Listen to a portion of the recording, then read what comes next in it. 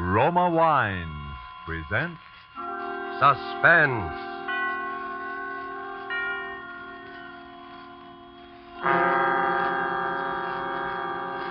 Roma Wines, made in California for enjoyment throughout the world. Salud. Your health, senor. Roma Wines toast the world. The wine for your table is Roma Wine, made in California for enjoyment throughout the world. This is the man in black, here for the Roma Wine Company of Fresno, California, to introduce this weekly half hour of Suspense. Tonight in Hollywood, Roma Wines bring you a distinguished all-feminine cast of stars headed by Margo, Miss Elsa Lanchester, and Miss Janet Beecher. The suspense play which stars these ladies, and which is produced and directed by William Spear, is called Finishing School. Despite the absence of male participants in Ethel Lena White's story, we can promise you there is nothing dainty about the proceedings. And so, with Finishing School, and with the performances, in the order of their appearance, of Margo as Caroline Watts, of Janet Beecher as Melody, and of Elsa Lanchester as Dean Sterling, Roma Wines again hope to keep you in suspense.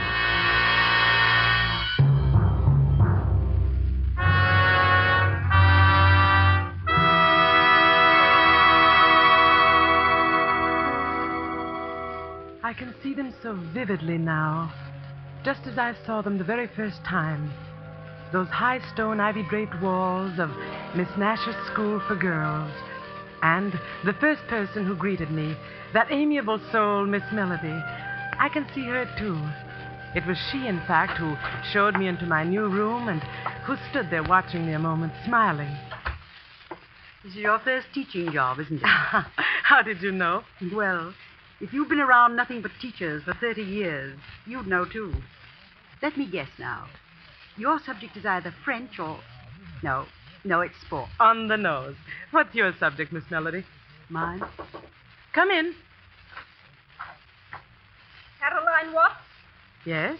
I'm Miss Sterling, the dean. Welcome to the Nash School. Oh, how do you do, Miss Sterling? I've been looking forward to meeting you. Thank you. I wanted you to know about the general faculty meeting in my office at 3 this afternoon. I'll see you then. At 3 o'clock? Oh, Yes. Melody. Yes, Sterling. Miss Nash is a little concerned about the new students. You might just check up on supplies for the 3rd floor. It's already taken care of. Oh, very well. I should answer your question, Miss Watts. You see, my subject is housekeeping. Oh, I didn't know. I just supposed that you were one of the teachers. I was, up until a year ago, when Miss Penelope passed away. Oh, yes, that was Miss Nash's sister. No changes like that are inevitable, I suppose. As inevitable as, well, that ugly rumor. And the fact rumor? About Miss Penelope's death. But I hadn't heard any rumor or anything about her death. Oh, then I'm sorry, Miss Watts. I assumed you were that familiar with the school. What was the rumor, Miss Melody? Oh, it was nothing really, not even worth repeating. But I imagine Wait, Miss Melody. Look, I'll hear about it sooner or later. Well, it was just a silly, stupid tale. But somehow it got around that Miss Nash's sister had been frightened to death.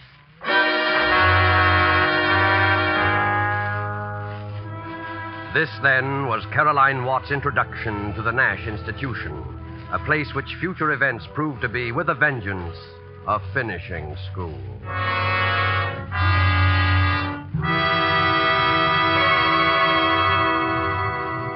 Thus, the prologue for tonight's tale of Suspense. The narrative will be resumed in a moment. But first, let's take a little journey. We'll journey to a capital in Latin America. Here at a gay legation party on a lantern-hung terrace beside a garden pool. Listen. Everything is perfect at your wonderful party, including this exquisite wine. It is a wine that helps to bring back pleasant memories. I, of course, agree. It helps good friends such as us to appreciate good food, too. And this sherry has come far to add enjoyment to our legation party. It is of the famous vineyards of California in the faraway United States. See? It is the celebrated Roma wine. Yes, Roma wines are prized in other countries for the great enjoyment their superb quality affords. They are esteemed as something rare, a luxury. But you in America may enjoy Roma fine wines in all the variety of types as an inexpensive everyday delight. So trifling in cost are these fine Roma wines here in America that you can be a most generous host, offering to each of your guests his or her favorite, a delicious tangy California sherry, a fine California claret or burgundy, or a heavier, sweeter California port. You'll be delighted to learn from your dealer at what small cost you can get an assortment of several types, permitting you now to boast of your private wine cellar. Ask for Roma, R-O-M-A, America's largest selling wine. Roma wine, made in California for enjoyment throughout the world. And now it is with pleasure that Roma Wines bring back to our soundstage Margo, Elsa Lanchester, and Janet Beecher in Finishing School, a tale well calculated to keep you in suspense.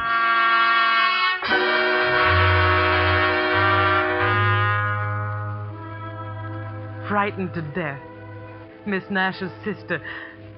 Well, if I had known then what I know now, I would have been able to judge with real accuracy the importance of Miss Melody's remark. But the excitement of my first classes left little room for other thoughts. A week or so later, out on the athletic field, one of my students, Flora Nash, the niece of the owner, became quite ill. I sent her to the infirmary, but within 10 minutes she had returned. Miss Sterling, she said, had ordered her back. I was furious, and, well, I told her I was going to have it out with that woman. Miss Watts, wait. I know it isn't my place to say this, but please, for your own sake, don't antagonize Sterling. Oh, now, really? I tell you, I know what I'm talking about. Listen, you know Miss Melody, don't you? Of course. Miss Watts, she practically started this school with my two aunts. When Miss Penelope died, everybody thought she'd move up to take her place. But she didn't. Somehow or other, Sterling saw to it she was left with the job of housekeeper. Miss Watts, don't have any trouble with that woman. Please. Oh, all right, Flora. I'll go see Miss Nash. Oh, no. Why, Flora, Miss Nash is your own aunt. But Sterling would find out. Please, you mustn't. Oh, I never heard such nonsense in all my life. Hurry straight to bed.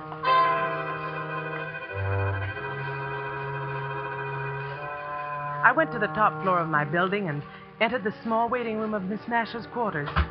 It was empty, but just opposite was the door to the private apartment, almost halfway open, and I walked over to it, ready to announce myself. Then I stopped, dead still. Penelope. For it was then that I heard Are you there, Miss Sterling's Penelope? voice. We're almost in touch. Yes, I hear her now. Very faint, but nearer. Nearer. It was an incredible sight. Penelope. Seated at a table wholly unlike the elderly but austere white-haired lady I'd seen before was Miss Nash.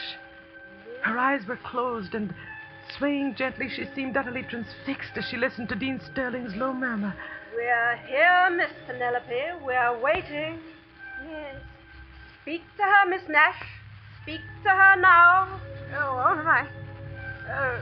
Can you hear us, Penelope? Miss Sterling says you have predicted some tragic accident for another of our loved ones. And then Sterling turned toward me. What are you doing here? I'm sorry. I wanted to speak This with is not Miss the Nash. time or the place for that. What is it? Miss what? Miss Nash, it's about your niece. I'm familiar with this matter about Flora, Miss Nash, and at the moment I don't want you to be disturbed by anything so trivial. Trivial? But I don't see how you can call it trivial, Miss Sterling. Flora was ill today. Why did you send her back to the field? Because she was no more ill than you are. She was simply up to her old trick, playing on the sympathy of a new teacher. Come, we'll talk about this outside. No, Miss Nash, your niece really... Miss Sterling, she'll handle it. Miss Sterling knows best. Yes, Miss Nash. Good night. Good night. If you'll just step out here. Now. Miss Sterling, you evidently don't realize that Flora Nash suffers from a slight heart condition. It's entered on her card. I'm sure it is, because I entered it. I'm a fairly competent judge of her state of health, Miss Watts, for the simple reason that I happen to be a registered nurse. Can you say the same? Well, no, After this, please be assured that I don't make a practice of deliberately murdering my students, especially the niece of my employer. I'm very sorry, Miss Sterling. Very well, Miss Watts. That will be all. But it wasn't all. I was bewildered, even alarmed, I suppose, at the recollection of that voice calling out, Miss Penelope. And I went to the one person that I felt must be told. For quite a while, the housekeeper said nothing, then she motioned me to a chair. You might as well know this, Miss Watts. Sterling, you see, has deluded Miss Nash into believing she can actually hear Miss Nash's sister. She then reports, relays, messages, which are supposed to come from Miss Penelope. But, Melody, I'm afraid I don't understand. My dear, these messages direct Miss Nash to delegate more and more power to Sterling. That's her grip on Miss Nash. That's the instrument she's using to get the whole school away from her. Why, I can't understand. Miss Melody, how could she ever delude Miss Nash that way? The head of a school, and intelligent... Also an old, grief-stricken woman, Miss Watts. More important, she's a woman who's been thoroughly sold on Sterling's clairvoyant power. You see, Sterling's made quite a number of predictions, and always they've come true. They've come true? Because she makes them come true. Miss Watts, there's a reason why I've told you this. I have the feeling that rather soon there'll be another prediction, and somehow, some way, it mustn't be allowed to come true. I want your help. Miss Melody, what could we do? Yes? Sterling. What? I'm perfectly aware that you regard me as a very ominous creature, a sort of Lady Macbeth. No doubt your special charge, Flora Nash, shares the same view. So, bring her along when you come to my cottage tonight. Your cottage? Yes, there'll be some other girls. I'm having a little party. Well, I hadn't... What's the matter? Don't you want to? What? Oh, yes. Yes, of course I do, Miss Sterling. I'd love to come, thank you. Good. And you can come too, Melody. 8 o'clock sharp.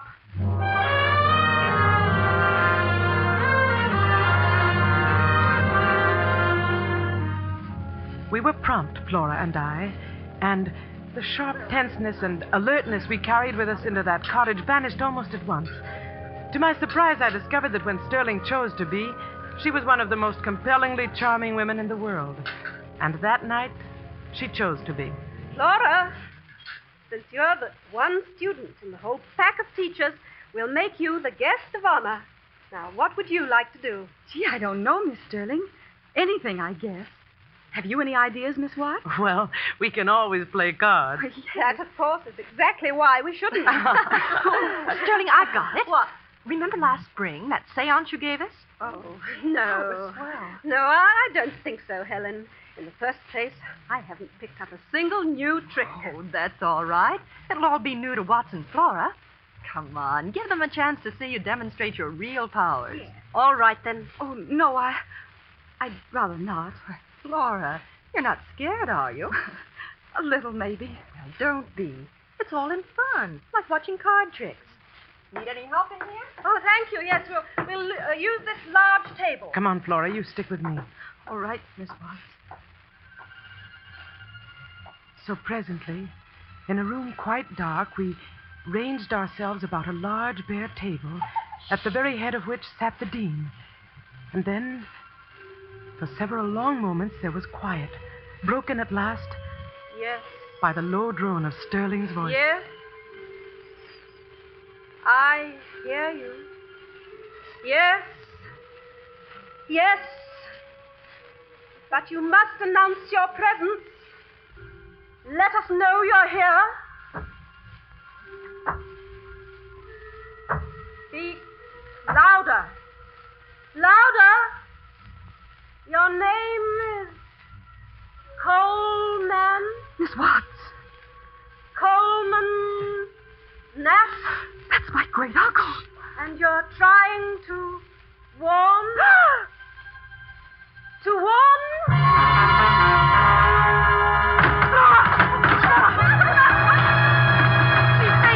She's fainted. Turn on the lights quickly. It's her heart. Get the doctor quick. Call him somebody. The phone's in the bedroom. bedroom. And Helen... Yes? I'll want some digitalis. You'll find it in the medicine chest in the infirmary. Here are the keys, and hurry. I'll be right back, Sterling.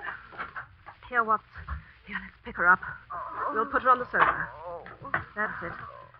Must have been frightened. Yes. Frightened nearly to death. There. Miss Sterling, you did this deliberately. Deliberately? You knew that girl's heart condition. Why, Watts, you can't anticipate a thing like that. I was simply going to tease her, warn her not to fake any more illnesses. Yes, well, you see how she's faking this one. You planned this, Miss Sterling. The party, having her here, finding out her uncle's name. I happen to know her uncle's name. It was a joke, a game. Everybody knows that. A game? She's coming to. You tell these women it was a game, but will you tell that to Miss Nash? You don't know what you're saying. Oh, yes, she does. You'll show Miss Nash the proof of another successful prediction. Melody. You'll have her completely at your mercy. Flora's the only remaining heir to the school.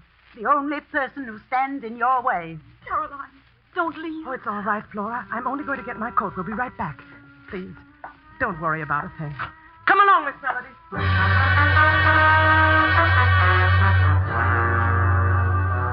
It was 5 minutes later that Melody and I crossed the campus to Sterling's cottage and found it empty. We learned that the doctor had arrived, had prescribed for Flora, and ordered her to the infirmary. Sterling alone was left in charge of the girl. That's where Melody and I found her, directly before Flora's room at the infirmary. We wasted no time. Literally, we pushed her aside and hurried into Flora. Can't you see she's asleep? The doctor gave her something to make her sleep. Is that what this is? What? This bottle on the nightstand. You can see from the label what it is. Digitalis. A heart stimulant, Miss Melody. And not, oddly enough, a deadly poison. The doctor left it here, and it's been given to Flora every 2 hours. Now, will you please be good enough to leave? Yes, I'll leave, but I shan't go far. I expect to stay very close to this girl until she's safely under someone else's care. You're completely mad, aren't you? That's an odd remark, Sterling, coming from you.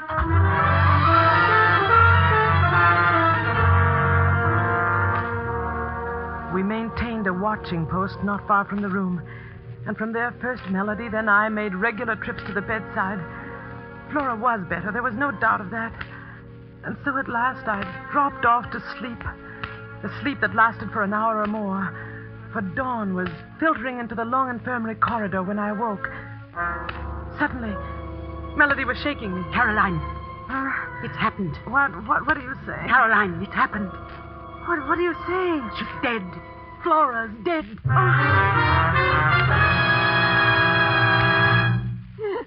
Oh, Sterling, just tell us what happened. It was only a few minutes ago. It was time for her medicine, and I went over to wake her up for it. Her heart, it had just stopped beating. The medicine? The digitalis, you mean? That's right, Melody. Where is it? What? Where is it? Where's the bottle of medicine? Why? It's... It used to be on that nightstand there. But it isn't now. Where is it, Sterling? What have you done with it? I don't know. Let's see. Under the bed. It might have rolled under... But it didn't. Nor under the chest of drawers either. Perhaps we should look out of the window. Maybe Sterling decided not to give her any medicine at all. Miss Melody, this medicine chest, it's locked. Locked? Yes, do you happen to know where the key is? One of a housekeeper's major duties. See if this will work, Caroline, being keeper of the keys. It works. Melody! Miss Nash, look! What is it? It's Sterling's bottle of medicine. Unopened. Unopened? And unused. I was right, Sterling. You just sat there and watched her die. That's not true. Helen, you saw me give Flora some medicine early tonight, right after the doctor left. Helen, you remember that, don't you? Well, it looked like a different bottle, Sterling. A different bottle, yes. And I can guess what was in it. A sleeping draught. That's what you gave her, Sterling. You knew that even a slight overdose would stop a weakened heart. All right, Sterling. We found one bottle. The one that would have saved Flora's life. Where's the one that took it? You should know that, Melody. What? You should know where that bottle is because you took it out of this room just a little while ago when I was calling Miss Nash. You are insane. What's more, you brought it into this room. Tonight, in one of your countless visits. You bought in a bottle of heavy sleeping draught and exchanged it for digitalis. You were hoping I couldn't tell the difference and that I'd give that to Flora instead of the heart stimulant. And that's what I did. You did it all right, but without any help. Sterling, just how, for example, could I produce a bottle of sleeping draught so exactly like the digitalis that you couldn't tell the difference? You had a whole medicine chest to work with. That's how you did it, and that's how I knew you did it. Helen? Yes, Sterling. I know what you're thinking. It just came to me. Go on. When we were at the cottage, when you sent me over here for the bottle of digitalis. That's it. And there wasn't any. There wasn't any in that chest. Of course not. Sterling didn't put it there until tonight. Well, that's not the point, Melody. She couldn't have put it there at all, because she had no way to get into the chest. You see, when Sterling sent me over here, she gave me her keys. Well, I forgot to give them back to her. Here they are. I still have them. In other words, Melody, you were the only one who could have put the digitalis bottle there in the chest. It's very true what you said before. One of a housekeeper's major duties is being keeper of the keys. Miss Melody, that isn't true, is it? Miss Melody, it isn't true. Oh, no, of course it isn't. Don't listen to them, Caroline. No, Caroline, don't listen to us. Listen to Melody. Let her keep drugging you with lies until you see everything she wants you to see and hear everything she wants you to hear. That's what she did to Flora, you know. She flooded that poor girl's imagination with absolute terror. And then she killed her. I didn't kill her. Why should I? Why would I want to? Why? So you could get Flora out of your way. So you could accuse me of killing her and get me out of your way, too. So you could have a clear path to Miss Nash.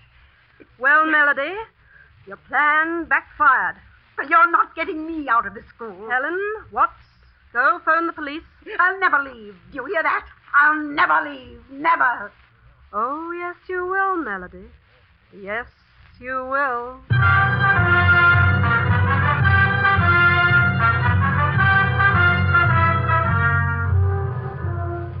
And Sterling was right, too. For within the month, Melody was an inmate of a quite different kind of institution than the Nash School. Life settled down then into a state of normalcy that lasted through the rest of the year. Lasted, in fact, up to just 4 hours ago, when I was crossing the grounds toward the main gate. All of the teachers had gone into town, and I was on my way to join them, when I saw it there on the grass. A tiny object, glistening dully in the late afternoon sun. What made me pick it up, I don't know. But when I did, it was as though a rocket exploded in my brain. It was a small empty bottle, and its label bore the slightly faded letters of the word digitalis. Then in the next instant... Find something? Sterling! Yes, I found something, Sterling. This bottle labeled digitalis. You know, I bet anything in the world a good chemist can find traces of a sleeping drug in it. You mean? Then you found it. Melody's bottle. Melody's bottle? My guess is that Melody's bottle, as you put it, never will be found because it never existed except in your mind. What? I picked this bottle up right here, Sterling, right where I'm standing, just 3 feet from the trash bin behind your cottage. That was careless of me, wasn't it? You used this bottle. You used it to get Flora Nash out of your way, to kill her and make good on your warning. You're taking it to the police, I suppose. I want to see if they can find your fingerprints on it, Sterling. Yes, I'm going to take it to the police as fast as I can get there. Certainly, Watts. And the best of luck.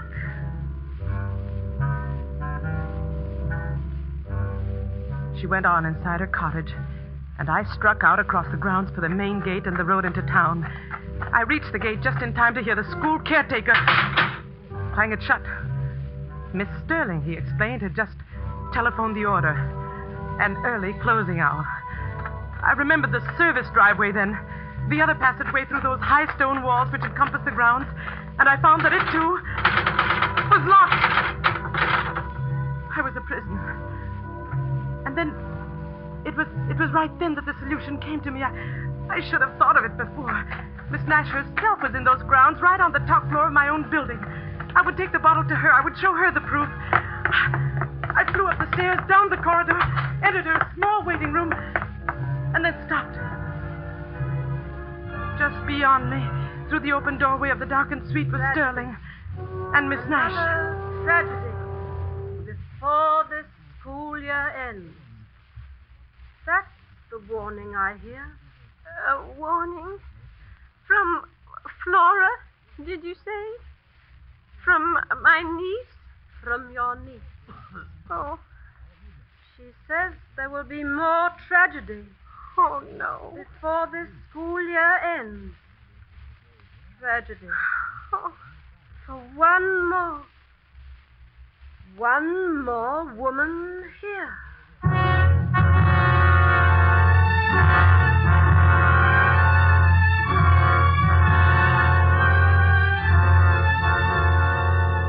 My strength left me completely then.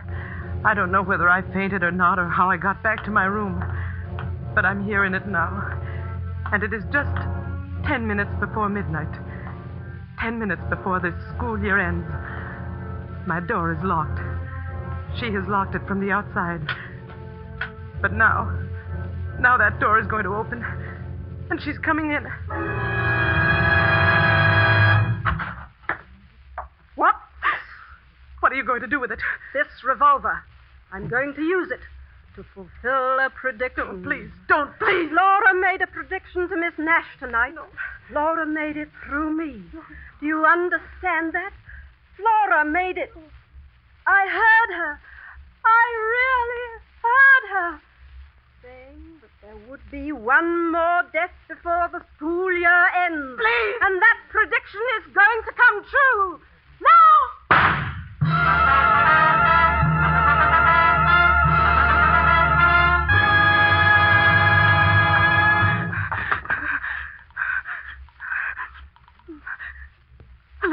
Hello, the police station.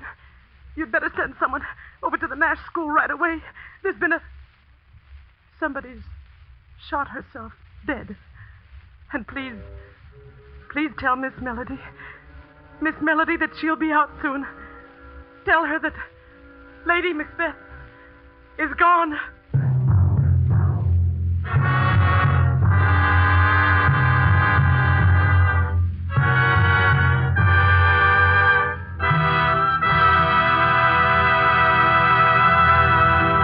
And so closes Finishing School, starring Margo, Elsa Lanchester, and Janet Beecher. Tonight's tale of Suspense.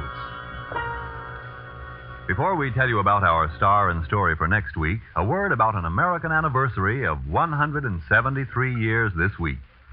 Still standing in California is a little winery founded in 1771. Settlers from foreign countries discovered early that California vineyards were among the world's finest. That in the rare combination of climate and soil which produces perfect wine grapes, California surpasses some of the most famous Old World vineyards. Take Roma California Sherry or Port. They are magnificent wines, truly delightful. Yet, like all Roma wines, priced astonishingly low, because you pay no duty, no costly shipping charges. Toast the new year with Roma wines, America's largest selling wines. And let us hope that next New Year's we'll all be together, our sons and daughters, our husbands and fathers, in a world at peace. We help make this more certain with the war bonds and stamps we buy. So for 1944, increase your purchases of United States war bonds. Good luck and health to you one and all from the makers of Roma wines, made in California for enjoyment throughout the world. Next week, Roma Wines take great pleasure in bringing to you, in his first radio appearance of the year, Mr. Alan Ladd. Mr. Ladd will be heard in a swift-moving action drama played against the colorful background of the Midway in an amusement park and called The One-Way Ride to Nowhere. Don't forget, then, next Thursday, same time, for Alan Ladd in Suspense. Presented by Roma Wines, R-O-M-A, made in California for enjoyment throughout the world. This is the Columbia Broadcasting System.